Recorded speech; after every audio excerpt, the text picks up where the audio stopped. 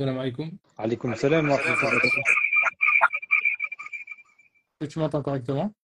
Oui, là, je t'entends correctement. On va pouvoir commencer, Inch'Allah. Euh, Désolé pour le retard, hein. Il y a eu voilà. un petit problème technique. Juste une seconde, il ne faut pas qu'il y ait de problème de micro. Je vais Non, le vérifier. micro, ça va. De mon côté, en tout cas, ça va.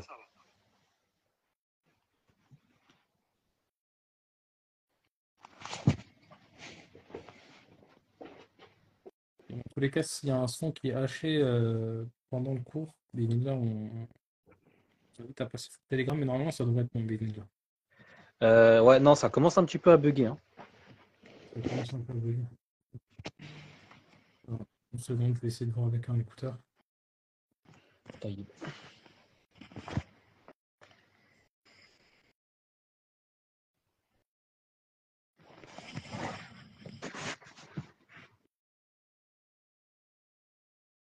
Ok, on va commencer comme ça, Inch'Allah. Puis si ça bug, on basculera sur Telegram, Inch'Allah. D'accord, pas de problème.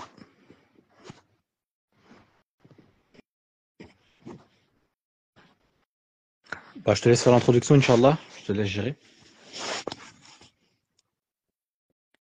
بسم الله الرحمن الرحيم الحمد لله رب العالمين ونصلي ونسلم على نبينا محمد وعلى آله وأصحابه أجمعين اللهم علمنا ما ينفعنا وانفعنا بما علمتنا وزدنا علما وعملا يا رب العالمين. Bienvenue à tous dans la suite de cette série autour des épouses du prophète sallallahu alayhi wa sallam. C'est vrai qu'on a commencé maintenant il y a plusieurs mois et dans laquelle on aborde dans chaque épisode la vie d'une des épouses du prophète sallallahu alayhi wa sallam, d'une de nos mères, les mères des croyants. Donc actuellement on est à la fois sur Instagram et à la fois sur Telegram pour Amra du Savoir et sur Instagram avec Salah Tijed et Ibn Koun, mais si des problèmes de son sont amenés à venir, si des problèmes de connexion sont amenés à venir, il devrait ne pas y avoir de problème sur le Telegram de Amra du Savoir. Sinon, normalement sur Instagram, théoriquement ça devrait aller, mais s'il y a des problèmes, sur Telegram ça devrait aller mieux, Inch'Allah. Très bien. Alors, pour commencer donc ce nouvel épisode, comme vous l'avez vu, cet épisode est titré Saouda ou le courage de la femme musulmane. Donc on va, comme vous l'avez deviné, parler aujourd'hui de Saouda bint Zam'a, donc l'épouse du prophète sallallahu alayhi wa sallam. Et la question que certains ont pu poser d'ailleurs à ce sujet-là, c'est pourquoi est-ce qu'on n'en a pas parlé plus tôt de Saouda? Parce que, comme vous le savez pour beaucoup d'entre vous, qui aimaient la sira du prophète sallallahu alayhi wa sallam, Saouda, c'était la deuxième épouse du prophète sallallahu alayhi wa sallam. C'est celle avec qui il s'est marié à la suite de Khadija, à la mort de Khadija radhiyallahu anha. C'est avec Saouda qu'il s'est marié. Certains diront Aïcha, mais euh, Saouda est en réalité la deuxième avec qui le prophète sallallahu alayhi wa sallam s'est marié. Alors Saouda, on n'a pas autant d'informations que sur d'autres épouses du prophète sallallahu alayhi wa sallam. On en a un certain nombre qui sont relatées de manière authentique, il y en a d'autres qui sont relatées mais sans forcément chaîne de transmission. Donc on fait également attention aux sources qui sont les nôtres. Et ici aujourd'hui on va parler de ce qui a été rapporté de manière authentique concernant cette épouse du prophète sallallahu alayhi wa sallam, une épouse comme on va le voir qui est un peu différente des autres, qui avait déjà un certain âge lors de son mariage avec le prophète sallallahu alayhi wa sallam et qui aura un rôle différent de celui par exemple de Aïcha radhiyallahu anha ou de Hafsa ou d'autres. Alors on parle aujourd'hui de Saouda, qui est la fille de Zam'a al-Amriya al-Qurashiyya, donc elle est de la tribu de Quraysh, la tribu du prophète sallallahu alayhi wa sallam. Concernant eh bien, ce nom de Saouda, plusieurs sens ont été ramenés. Certains ont dit que Saouda, c'est cette terre ocre dans laquelle on trouve beaucoup de minerais, beaucoup de pierres précieuses.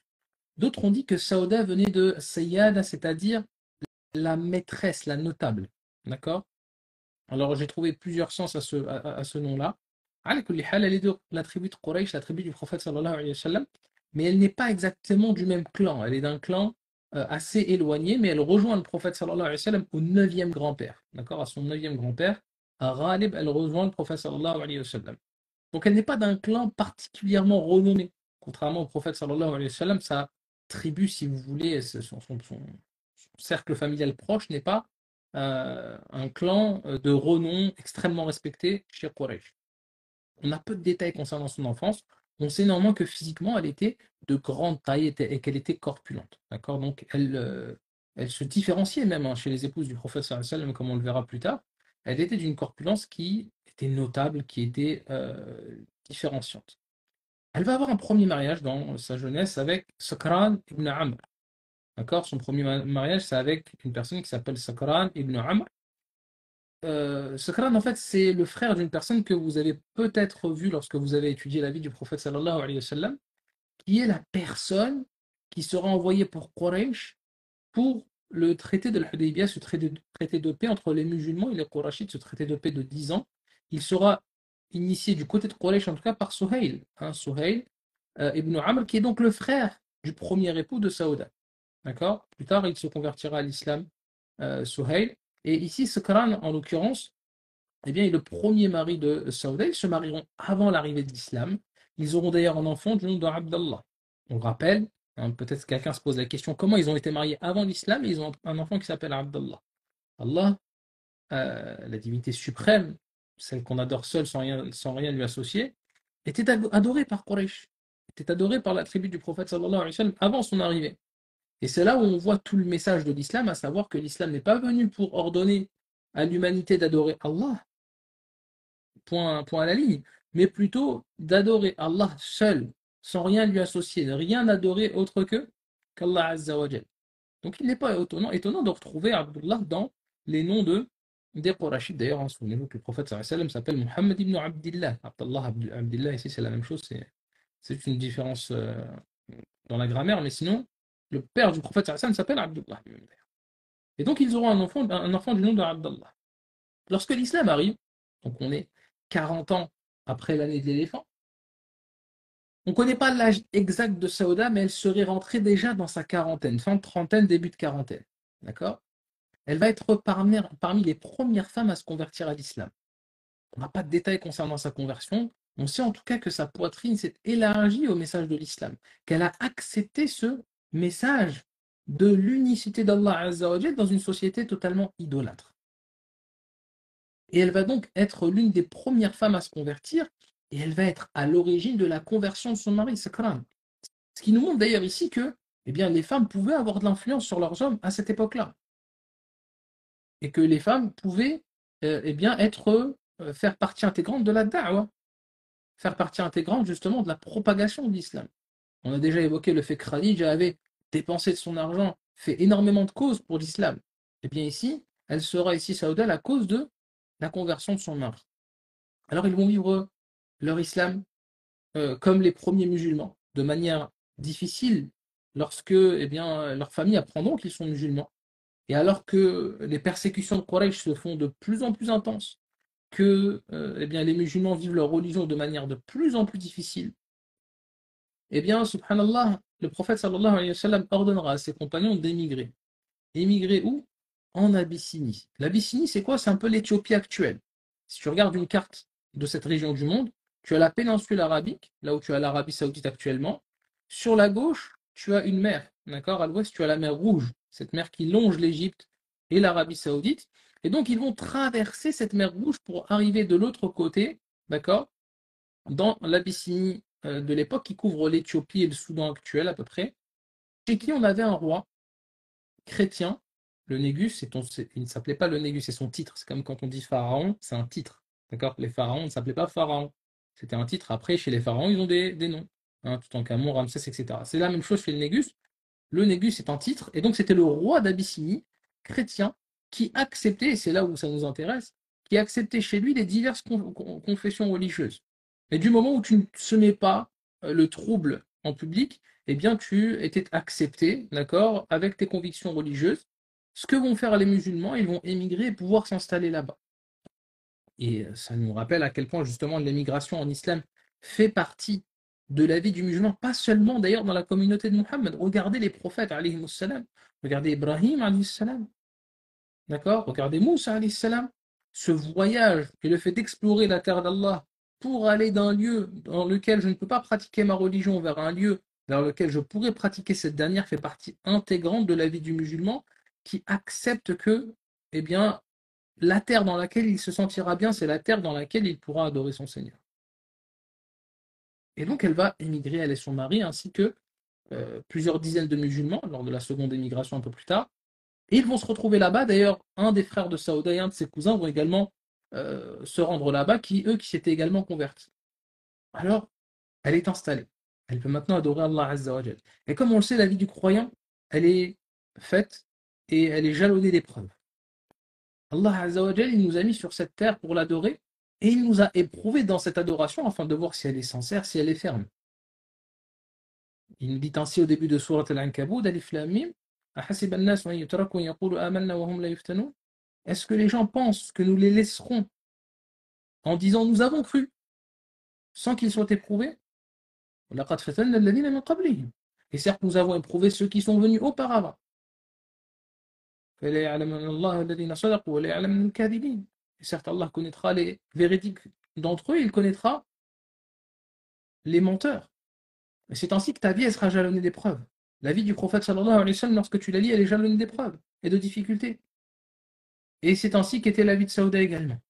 Puisqu'elle va devoir, alors qu'on parle ici d'une croyante des premières heures, ses meilleurs musulmans, les meilleurs des musulmans, ce sont les muhajirun, ce sont les croyants des premières heures. Eh bien, elle va devoir subir l'apostasie de son mari. Son mari va quitter l'islam. On n'a pas de cause précise, on n'a pas la raison, d'accord? Il va quitter l'islam. Et quelques temps plus tard, il va mourir. Certains nous disent qu'il était rentré à la Mecque, qu'il mourra à la Mecque, d'accord? Et donc, elle va se retrouver, Saouda, avec un mari qui a quitté l'islam et qui mourra quelques temps plus tard. Donc, elle est veuve d'un mari qui a apostasie.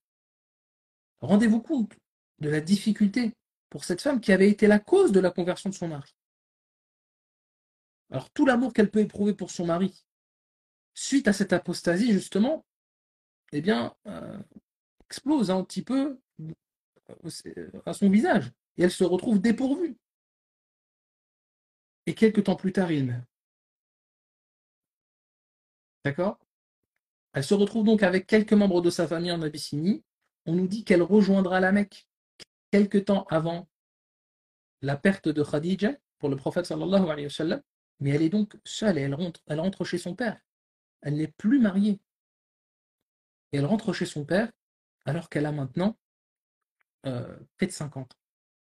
D'accord? On est maintenant 10 ans après l'arrivée de l'islam. 10 ans après l'arrivée de l'islam, et c'est une année dans laquelle le prophète sallallahu alayhi wa sallam va vivre l'un des moments les plus difficiles de sa vie. C'est cette année dans laquelle il va être éprouvé par plusieurs choses. La perte de son oncle, Abu Talib, celui qui l'a secouru, celui qui l'a protégé, mais celui également qui ne se convertira pas à l'islam. Malgré les allées et venues du prophète sallallahu alayhi wa sallam, l'appelant à rentrer dans sa religion, à n'adorer qu'Allah sans rien lui associer, eh bien, il ne se convertira pas. Cela causera une grande peine au prophète sallallahu alayhi wa sallam, mais ce n'est pas tout. Il perdra la même année, eh bien, Khadija radiyallahu anha, la première personne à se convertir à l'islam, celle qui a soutenu et réconforté le prophète sallallahu alayhi wa sallam lors de son retour de la grotte de Hira lorsqu'il a reçu la première révélation. Celle qui l'emmènera chez son cousin Waraqa ibn Nawfal pour qu'il le rassure et lui dise que ceci est une révélation et non une sorcellerie ou non une folie qui le touche. Celle qui va dépenser de son argent pour elle, pour son mari, pour la cause de l'islam, pour les musulmans. Celle dont le prophète sallallahu alayhi wa sallam ne taribera pas d'éloge et ne cessera de vanter les mérites même après sa mort. Eh bien, il la perdra, alors qu'elle est dans sa soixantaine, il la perdra, anha, et il sera extrêmement peiné, sallallahu alayhi wa sallam. Au point où d'ailleurs les savants nous disent que cette année, on l'appelle l'année de la tristesse. Ça n'a pas une origine scientifique à proprement dire, on ne le retrouve pas dans des hadiths, mais c'est une vision historique des choses vis-à-vis des événements qui ont pu avoir lieu ici. Et suite à la mort de Khadija, eh bien, les gens vont voir le prophète sallallahu alayhi wa sallam peiner à Mecca. On sait d'ailleurs que c'est durant cette année 10 que le prophète sallallahu alayhi wa sallam va vivre l'un des plus grands de ses miracles, à savoir l'ascension nocturne, où il verra les différents prophètes et messagers d'Allah. Il priera en tant qu'imam pour ces derniers, et il sera en présence de son Seigneur, tout un tas de miracles qui vont eh bien, ici encourager le prophète sallallahu alayhi wa sallam dans sa prédication et le renforcer. Mais alors qu'il est peiné, on a une compagnonne qui est une amie de Saouda, qui s'appelle Khalwa bint Hakim. Certains disent Hakim, d'autres Hakim. Khalwa bint Hakim, il va aller chez lui et qui va lui dire: Oh, messager d'Allah, je te vois plongé dans la plus totale des tristesses depuis la mort de Khadija.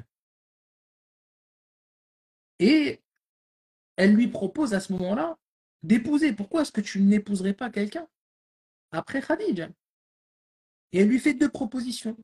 Soit une jeune, vierge, une fille qui est encore jeune, et elle avait justement en tête Aïcha à ce moment-là, soit une fille ou une femme tayyiba, c'est-à-dire déjà mariée, d'accord, qui a déjà un certain âge. Et le prophète sallallahu alayhi wa sallam, dans un premier temps, eh bien, il lui dira qu'il serait disposé à se marier avec justement une femme déjà d'un certain âge. Et c'est là qu'elle lui proposera justement Saouda. Le prophète sallallahu alayhi wa sallam savait que Saouda avait perdu son mari et que ce dernier avait apostasié. Il savait également que cette femme était partie émigrer pour Allah Azza wa Jal, qu'elle faisait partie des premières personnes à se convertir à l'islam. Et on peut faire un petit peu ici un parallèle avec Khadija. Est-ce qu'ici le prophète sallallahu alayhi wa sallam a cherché en Saouda eh bien, un équivalent de Khadija? Est-ce qu'ici il a cherché justement une personne qui pouvait ressembler à cette dernière? Parce que Saouda avait énormément de mérite. On nous rapporte qu'elle était généreuse, qu'elle était dévouée pour la cause de l'islam. Alors, Khawla, l'amie de Saouda, elle va s'empresser pour aller voir justement Saouda et lui dire eh bien, que le prophète sallallahu alayhi wa sallam souhaite se marier avec cette dernière. Et cette dernière est, imaginez-vous, hein, vous êtes une femme qui avait un mari qui s'était converti à l'islam, puis a apostasié, puis est mort. Seul chez votre père. Et là, c'est le meilleur des hommes, sallallahu alayhi wa sallam, qui vient se proposer à vous. Alors, elle est extrêmement touchée, forcément. Elle n'arrive pas forcément à maîtriser à ce moment-là sa joie. Mais regardez, subhanallah, comment elle a su garder raison et comment est-ce que justement son islam s'est encore plus affirmé ici, puisque elle accepte cette demande, mais elle dit à Khawla d'aller voir son père et de l'en informer. Et on voit ici l'éthique de l'islam dans le mariage également. Le fait que la femme, pour se marier, elle doit avoir eh bien, un tuteur qui va agréer cela pour elle, qui va en amont eh bien, regarder les tenants et les aboutissants de ce mariage afin de voir si cette affaire-là est une bonne affaire pour la femme ou pas. Elle qui ne connaît pas forcément toujours ses intérêts, n'est pas toujours la plus apte à voir la réalité d'un homme et les aptitudes d'un homme à pouvoir gérer une famille, à pouvoir la sécuriser. Alors bien entendu ici, le père de Khawla va accepter. D'accord? Il va accepter, c'est ainsi que euh, Saouda bin Zam'a deviendra l'épouse du prophète sallallahu alayhi wa sallam, de Mohammed ibn Abdullah. Cette union, elle va se faire la même année que l'année de la tristesse. La même année que l'année de la mort de Khadija radhiyallahu anha. Certains nous disent durant le mois de Ramadan, d'autres durant le mois de Shawwal, de cette 10e année de l'Hégire. Et subhanallah, on voit ici que le prophète sallallahu alayhi wa sallam s'est remarié très tôt. Et c'est ainsi qu'est la sunna de l'homme en islam. Comme le disait Abdullah ibn Mas'ud, si on m'avait donné l'occasion de ne vivre qu'un seul jour sur terre, je voudrais le faire en étant marié. Car c'est ainsi qu'est la sunna de l'homme sur cette terre et dans sa fitra, il en est ainsi qu'il doit vivre accompagné. Et que la solitude n'est pas l'adage de l'homme qui est raisonné. D'accord? Et c'est ainsi qu'elle va devenir la première des épouses après Khadija radhiyallahu anha. Alors à la Mecque, certains vont s'étonner de cette union. Ils pourraient s'en étonner, déjà parce que Sauda a déjà un certain âge, d'accord? Qu'elle avait un mari qui eh bien, avait apostasié auparavant, qui est mort, mais également parce qu'elle n'était pas d'un rang extrêmement élevé. Il faut savoir qu'à cette époque-là, la culture tribale est très ancrée. Si moi je suis d'une tribu qui est une tribu de notables, je dois me marier avec une personne du même rang, d'une tribu notable. Si je suis d'une tribu plus basse en société, eh bien, je me marierai avec quelqu'un d'une tribu équivalente. Mais ici, on a Mohammed sallallahu alayhi wa sallam qui est de la plus noble des Benu Hashim, qui fait partie du clan le plus noble, et il se marie avec Saouda, qui ne fait pas partie de ces clans-là. Déjà, ça dérange certaines personnes. En outre, elle n'était pas connue pour être une personne, si vous voulez, qui était désirée par les Mécois, qui était désirée par les hommes, comme ça pouvait être le cas par Khadija, qui était belle, riche, convoitée, après pourtant avoir connu plusieurs mariages. Malgré tout, le prophète sallallahu alayhi wa sallam n'écouta pas son cloche.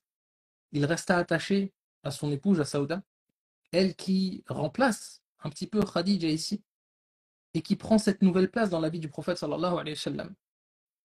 Alors on va lui construire une maison à la Mecque, une maison dans laquelle au final elle ne va pas rester longtemps, puisque quelques années plus tard, quelques mois plus tard, elle émigrera pour Médine, mais on note ici que c'est la seule personne, hormis Khadija, qui aura une demeure à la Mecque, du vivant du prophète sallallahu alayhi wa sallam parmi ses époux. Alors lorsque l'émigration à Médine arrive, c'est-à-dire 3 ans après leur mariage, le prophète sallallahu alayhi wa sallam ne va pas émigrer avec sa famille. Vous savez, pour ceux qui ont un petit peu étudié la vie du prophète sallallahu alayhi wa sallam, le prophète va émigrer avec Abu Bakr as-Siddiq. Ils feront partie des derniers à émigrer, des derniers à partir de la Mecque. Mais lorsque l'accord est fait avec les Médinois, pour pouvoir émigrer, eh bien les compagnons vont émigrer chacun de leur côté, le plus rapidement possible. Et le prophète va ordonner à Zayd ibn al-Haritha de prendre sa famille et d'émigrer avec eux. Entre autres, on trouvait Fatima et Kulthum, ces deux filles. On pouvait trouver également euh, Saouda, donc son épouse, qui va partir avec Zayd ibn al-Haritha pour Médine. Et le prophète sallam va les rejoindre un petit peu plus tard. Et c'est ainsi que lorsque le prophète sallam va arriver à Médine, et après la construction de la mosquée de Quba, et après la construction de la mosquée prophétique, hein, vous voyez que lorsque le prophète arrive à Médine, subhanallah, la première chose qu'il fait avant de construire ses propres appartements, il construit 2 mosquées. Et ça nous montre quelle plus grande preuve ici d'ascétisme pour cet homme qui était un chef au final, un chef à la fois religieux, un chef politique. Quelle plus grande preuve d'ascétisme nous faut-il ici et de détachement de ce bas monde pour tous ceux qui disaient justement que le prophète sallallahu alayhi wa sallam est une personne qui est attachée à ce bas monde, qui a voulu les richesses de ce bas monde.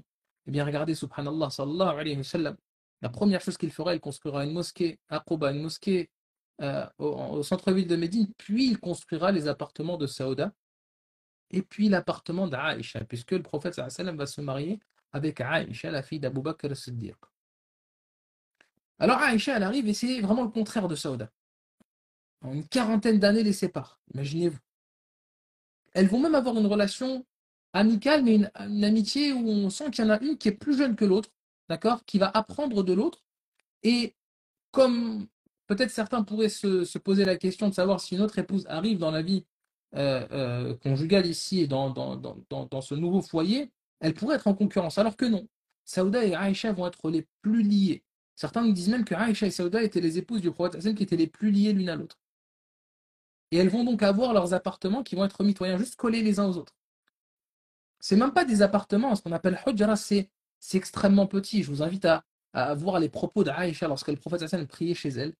Il avait à peine la place de prier, au point de devoir bouger les pieds d'Aïcha. C'était relativement petit. Mais c'est ainsi qu'il va leur construire à toutes les deux et bien des petits appartements.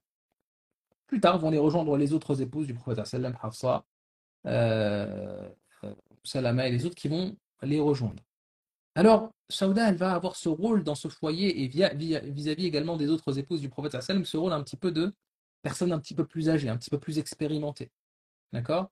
Elle va avoir une préférence pour Aïcha, elle qui vont être les 2 premières épouses du prophète sallallahu alayhi wa sallam après la mort de Khadija.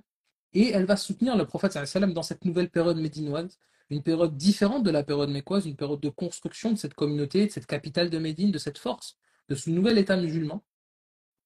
Et subhanallah, imaginez-vous, c'est une femme qui est dans sa cinquantaine. Et elle voit des épouses du prophète sallallahu alayhi wa sallam arriver qui sont dans leur vingtaine, dans leur trentaine, des femmes qui sont plus jeunes. Et là, elle sent justement qu'elle peut perdre justement, si vous voulez, cette proximité avec le prophète sallallahu alayhi wa sallam par l'arrivée de ses autres épouses et qu'il pouvait justement avoir eh bien, plus de liens et plus d'affection pour ces dernières.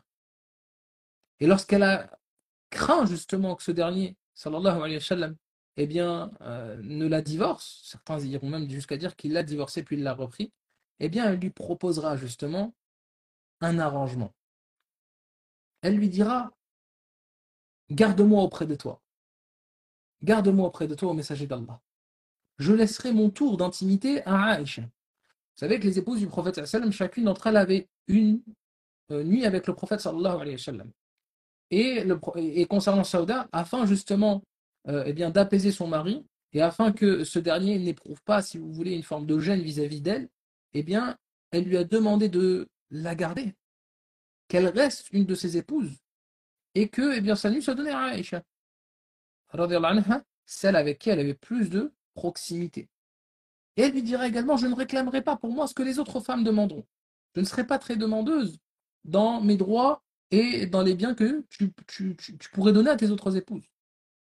Elle lui dira également, je voudrais être ressuscité, Inch'Allah, avec toi. Et Yawm al-Qiyamah, en tant que ton épouse. Et c'est là où on voit, subhanallah, l'attachement de cette femme, à la fois à son mari en tant que mari, Muhammad ibn Abdullah, sallallahu alayhi wa sallam, également en tant que le messager d'Allah. L'honneur de pouvoir être ressuscité, Yawm al-Qiyamah, en tant que mère des croyants, et en tant que épouse du prophète, sallallahu alayhi wa sallam, cette chose-là, elle ne voulait pas la perdre. Et à ce sujet-là, Allah Azza wa Jal révélera un verset, à ce sujet justement bien particulier. Et si une femme craint de son mari abandon ou indifférence, alors ce n'est pas un péché pour les deux s'ils se réconcilient par un compromis. Et la réconciliation est meilleure. Et c'est ainsi que le prophète sallallahu alayhi wa sallam ne la divorcera pas. Il la gardera en tant qu'épouse. Et elle restera son épouse jusqu'à sa mort, sallallahu alayhi wa sallam. Et d'ailleurs, dans ce verset, on a une hikmah, une sagesse qui est grande. Allah termine justement ce bienfait de la réconciliation et de trouver justement dans le couple une forme justement de négociation en nous disant wa sulhu khayr. Et la réconciliation est meilleure. Et ça, c'est un asl dans les relations entre croyants, hommes et femmes, et même entre amis et croyants, etc. Wa sulhu khayr. La réconciliation est meilleure. Et la tâche présente et à garder reste meilleure. Alors, le prophète sallallahu alayhi wa sallam va donc rester l'époux de Saouda. Aïcha avait gardé une grande proximité avec Saouda. D'ailleurs, elle aura des paroles extrêmement élogieuses vis-à-vis de Saouda. Pour ceux qui nous rejoignent, si le son a un problème sur Instagram, je vous invite à venir sur le Telegram de Omar du Savoir, sinon, Inch'Allah Ta'ala, d'écouter la rediffusion. D'accord, s'il y a un problème de son. Comme je vous disais, Aïcha, elle était très attachée à Saouda. Elle dira même, je n'ai guère connu de femme à laquelle j'aurais aimé ressembler autant que Saouda. Imaginez-vous Aïcha, celle qui a rapporté des milliers de hadiths, celle qui est l'une des savantes parmi les compagnons du prophète sallallahu alayhi wa sallam, elle disait, je n'ai guère connu de femme à laquelle j'aurais aimé ressembler autant que Saouda. C'est pour nous dire à quel point justement Saouda était respectée par Aïcha, à quel point cette dernière eh bien, était un exemple pour toutes les croyantes. Également, on sait que d'autres versets ont été révélés par la cause de Saouda. Comme je vous l'ai dit plus tôt, Saouda était une femme relativement corpulente, d'une certaine taille. Et on l'a remarqué même lorsqu'elle marchait, elle pouvait parfois se balancer. Et alors qu'elle est sortie une nuit pour un besoin, eh bien, Omar l'a reconnue. Et il lui a fait la remarque, justement, de faire attention, justement, parce qu'on peut la reconnaître. Et c'est là où Allah Azza wa Jalla a révélé justement le verset Ya ayyuhan nabi qul li azwajika wa banatika wa nisa'il mu'minin yudnina alayhinna min jalabibihin. Au prophète, dis à tes épouses, à tes filles et aux femmes des croyants de ramener sur elles leur grand voile. Elles en seront plus vite reconnues et éviteront d'être offensées. Et donc la cause de ce verset-là et la cause du verset qui concerne, qui est un verset qui est un ce verset représente la base dans la jurisprudence du hijab, du jilbab, etc. Eh bien, il a été, la cause a été Saouda. On nous dit également qu'elle a été présente dans certaines batailles du prophète sallallahu alayhi wa sallam, comme lors de la bataille de Khaybar, et elle a été présente lors du pèlerinage d'adieu du prophète sallallahu alayhi wa sallam. Et il y a d'ailleurs un rite du pèlerinage et une autorisation du pèlerinage qui est aujourd'hui utilisée par des millions de pèlerins, qui a été la cause de cette autorisation a été une question de Saouda. Saouda, c'était une femme âgée qui avait du mal à marcher, qui était fatiguée. Et vous savez, pendant le Hajj, on passe une nuit à un endroit qui s'appelle Muzdalifa. On dort à même le sol. Durant la nuit, on est fatigué après avoir passé toute une journée à Arafat. Eh bien, elle ne pouvait pas passer toute la nuit. Alors, elle a demandé au prophète sallallahu alayhi wa sallam, est-ce que je peux rentrer à Mina? Mina, c'est là où il y a toutes les tentes aujourd'hui, pour me reposer. Et là, le prophète sallallahu alayhi wa sallam lui a autorisé. Et aujourd'hui, c'est ce que font beaucoup de personnes. Et c'est grâce justement à cette question de Saouda qu'aujourd'hui, on sait qu'une personne n'est pas, qui est dans l'incapacité, les personnes âgées, etc., peuvent ne pas passer cette nuit à Muzdalifa et, ou plutôt passer la majorité, puis se rendre à Mina. D'accord? Et ça a été vraiment le cas de Saouda exactement ici. À savoir que ce hajj d'adieu, il va la marquer. Le hajj qu'elle fera avec le prophète sallallahu alayhi wa sallam va la marquer. Elle ne fera plus de hajj par la suite. Elle voulait garder ce hajj avec le prophète sallallahu alayhi wa sallam comme son dernier, subhanallah. Elle et Zaynab, ils aimaient dire également plus aucune bête ne nous fera bouger. Maintenant que le prophète sallam est mort, qu'on a fait avec lui le plus grand des voyages, le djihad de la femme, à savoir le hajj et la umrah, plus aucune bête ne nous fera bouger. Comprenez, on ne bougera plus de chez nous. Et elle disait justement, avoir fait le hajj et la umrah, il voulait maintenant rester chez elle comme Allah l'a encouragé. Elle va nous rapporter même des hadiths qu'on retrouve aujourd'hui dans les deux authentiques. Ce sera une personne qui aura appris du prophète sallallahu alayhi wa sallam. Et elle avait même parfois une proximité et une forme de frivolité avec le prophète sallallahu alayhi wa sallam. Un jour, le prophète sallallahu alayhi wa sallam, elle lui dira: j'ai prié derrière toi cette nuit et tu es resté dans la prosternation si longtemps que j'ai bouché mon nez par peur qu'il saigne. Et ça fera rire le prophète sallallahu alayhi wa sallam. Donc, on voit ici que, eh bien, Muhammad ibn Abdillah sallallahu alayhi wa sallam était un homme comme les autres. Et ses épouses étaient des épouses comme les autres. Ils avaient des temps dans lesquels, eh bien, ils blaguaient, ils rigolaient, ils plaisantaient. Et en l'occurrence, ici, ça nous montre bien que, malgré l'âge de Saouda, et malgré que peut-être certains pourraient se dire qu'il était plus distant avec elle qu'avec d'autres des épouses de ses épouses, eh bien, on voit ici qu'ils pouvaient blaguer et rigoler ensemble, ce qui nous montre justement qu'ils avaient une forme de proximité. Alors, après la mort du prophète sallallahu alayhi wa sallam, on ne connaît pas à Saouda énormément d'interventions d'un point de vue politique ou autre. On sait qu'elle va rester chez elle la majorité du temps. Un jour, à l'époque de Omar ibn Khattab, on lui donnera une certaine somme d'argent qu'elle va distribuer aux pauvres. Euh, D'ailleurs, concernant sa mort, justement, subhanallah, on n'est même pas certain de la date de sa mort. Pour vous dire à quel point, même, subhanallah, les données, les informations concernant son date sont peu nombreuses. Certains nous disent qu'elle est morte en l'an 24, c'est-à-dire vraiment tout à la fin du califat d'Omar, au début du califat d'Othman ibn Affan, et qu'elle aurait eu entre 70 et 75 ans. D'autres nous disent que non, elle a vécu, subhanallah, jusqu'au califat de Muawiyah. Ça veut dire en l'an 54 de l'Hégire, et là, alors à ce moment-là, elle aurait dépassé les 100 ans. À savoir que, à cette époque-là, ça n'aurait pas été la seule à vivre jusqu'à cet âge-là. On sait que Asma, la fille d'Abou Bakr as-Siddiq, a vécu près de 120 ans. On sait qu'Anas ibn Malik a vécu une centaine d'années également. D'accord? Et lorsqu'elle mourra, subhanallah, elle va léguer sa maison à Aïcha. Elle va léguer sa maison à Aïcha, radhiyallahu anha, sa meilleure amie, si vous voulez, parmi les épouses du prophète sallallahu alayhi wa sallam. Et ce qui va d'ailleurs permettre à Aïcha, puisque leurs deux demeures étaient vraiment très collées, eh bien d'avoir maintenant un peu plus d'espace, puisque étaient enterrés chez elle à la fois le prophète sallallahu alayhi wa sallam et Abu Bakr Siddiq et Omar ibn Khattab. Ce qui permettra à Aïcha d'avoir une demeure un peu plus grande. Et c'est ainsi que Saouda sera enterrée au Baqi', dans le cimetière des gens de Médine, avec les autres épouses du prophète. Lorsque vous rentrez dans le Baqi', leur tombe se trouve légèrement sur la droite, un petit peu séparée. Subhanallah. Radiyallahu anha wa ummahat al-mu'minin. On va prendre quelques questions, Inch'Allah ta'ala, si il y en a. Pour les questions sur Telegram, on n'en prendra pas. Ce sera sur Instagram, Inch'Allah. On n'en prendra pas sur Telegram ou Instagram, désolé, j'ai pas compris. Non, on n'en prendra pas sur Telegram. On en prendra sur Instagram, Inch'Allah, s'il y a des questions. Alors, vous avez un petit point d'interrogation, vous pouvez poser vos questions, Inch'Allah, en rapport avec le live de ce soir, la thématique.